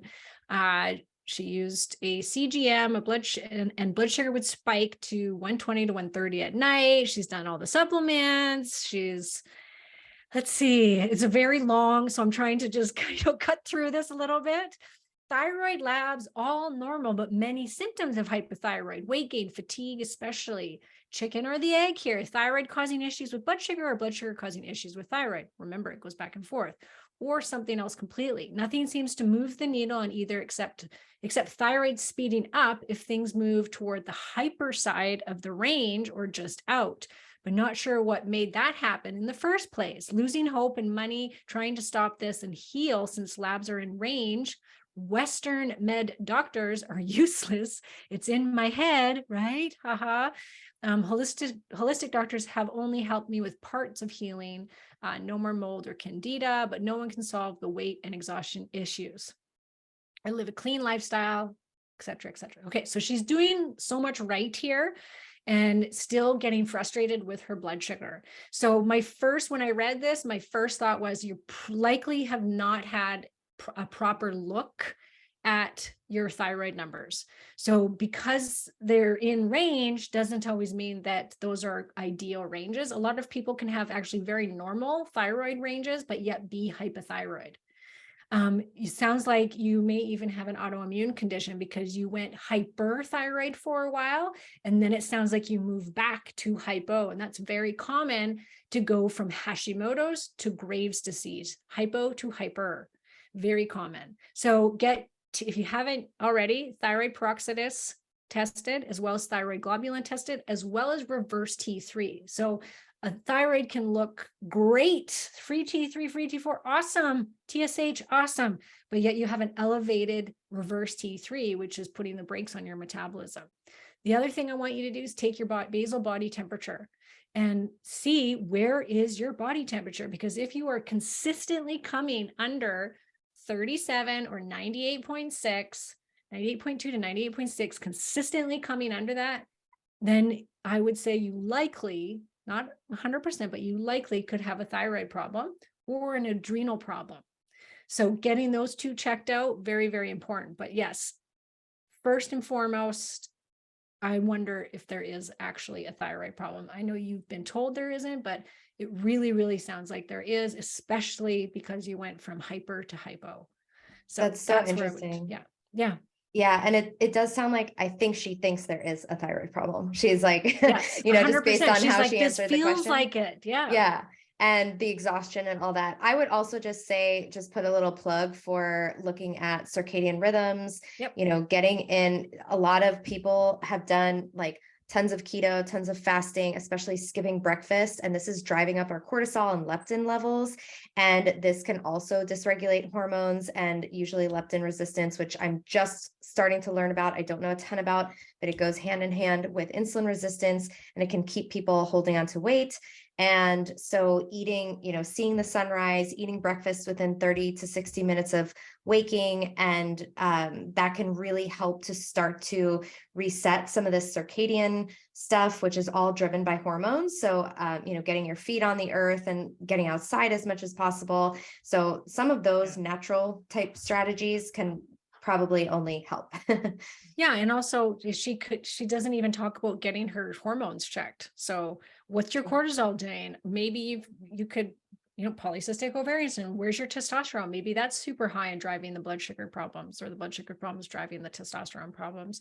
Yeah. So look at your hormones. Just you're 44, you probably have low progesterone levels. Some women go into early menopause and start losing their hormones. So yeah, getting a bigger picture, I think, is a good idea. Yeah, absolutely. Okay, So I'll jump in and read the last one, because I have a feeling, Dani, you're going to jump in here and like answer this. Yeah, sure. So this is good. Finally, the last but not least, we're ending with the big conversation. So this dog mom is asking, my blood sugar is usually around 108 or 120 in the morning after waking up. I want to get it below 100. I do not want diabetes. I know I have insulin resistance issues. I'm postmenopausal. I take excellent blood sugar supplements and I exercise. I eat healthy and have been trying more plant-based eating, always with lots of vegetables. I still eat meat once in a while. What's the best way to bring this number down in the morning and stay more balanced throughout the day? My father's a diabetic and I don't want to end up there. Thank you. So yeah, Dani, let's get into this conversation. I know you're biting at the bit. Yeah, absolutely. So the blood sugar ranges that this person is talking about is definitely in the pre-diabetic range. I'm not diagnosing you, but that's where those numbers are sitting. And I love that you're saying that you don't want to end up there where your dad is. And I really just want to call out that just because someone in your family has diabetes does not mean that you will get it. Genetics loads the gun, but environment pulls the trigger. So just because someone has it doesn't mean that you will get it. So she was saying that I take excellent blood sugar supplements and exercise. And as we said before, we can't out supplement this. So, sometimes just taking things to lower our blood sugar is not really going to help. So the way I'd look at this is, she's saying that she's been trying more plant-based eating. And in my experience, having more meat on your plate is going to be the most satiating and blood sugar stabilizing thing that you can eat. So I am very pro animal based eating for stabilizing blood sugar. So we talked about those healthy proteins and fats that we can get from animal sources. Unfortunately, the protein sources from plants come with a lot of carbohydrates. Like a legume, I look at that like a chickpea. Some people see it as having high protein. To me, I see it as a carb source. So if all of the proteins that you're getting are coming with extra carbs, or they're minimal, like from nuts, then where are these proteins coming from? Soy is going to dysregulate your hormones. I'm not a big fan of soy, Karen. I don't know what you feel about it, but it's mostly GMO. It blocks your thyroid function. It's just a disaster for your hormones. And so if we don't have the meats, we're also probably going to be overeating, because protein is the most satiating macronutrient. So our body is going to seek protein, and you're going to be hungry until you get enough. So you may be extra hungry and you're not getting the really, really important amino acids that you need, that come with so many wonderful B vitamins and all sorts of nutrients that help to stabilize your blood sugar. So I would say swap the plant-based and go more animal-based, and continue with the vegetables and see if that helps. Obviously we'd need to take a way deeper look and look at stress levels and hormone levels and things like that. But just because she gave us this bit about her food, I'm just going to highlight that. Awesome. All Yay. right, ladies, we are out of time. Wow. Right at the nick of time, which is awesome. Actually, that was great. Yeah. And I feel like there's going to be so many questions that are going to come in after people listen to this, but we'll post it in Instagram. And so if you've got questions, then you can always comment below, and one of us will answer you. So you can just tag us, and we're all pretty active on Instagram, Dani H especially, but yeah, me too. Email me. Yeah. Okay, my friends, thank you so much for doing this roundtable with me. It's been a great pleasure, and I wish I could do this every single week with you guys, because it's been so much fun. But thank you for your knowledge and for your help. And I'm sure that all the listeners are saying the same thing. Thank you so much. Should we share our podcast real quick? Yeah, again. Yeah. Oh, yeah. Mine is Unlock the Sugar Shackles podcast. Oh, we shared it at the beginning. We did. She's We plugging did. in again. Beyond We Sugar did. Freedom. It's my podcast. And the other side of weight loss. So Yeah. Awesome. you guys, Thank you can for go hosting check this, us out. Karen. This was, Thank you. Yeah, this was so much fun. And Thanks right, everyone ladies. for being here. Yes, thanks everybody for showing up that did. It's been awesome. Thanks. All right, everyone. ladies. Yeah. Till next time. Thank you for tuning in to another episode. If you're loving what we talked about today, please remember to subscribe, leave a review, and share this episode with someone you love. And if you're ready to dive deeper into discovering your root causes and patterns that are keeping you hooked on sugar, be sure to check out our brand new free workshop series that will help you kick emotional eating for good. Find the link to download this free series and other amazing resources in the show notes below.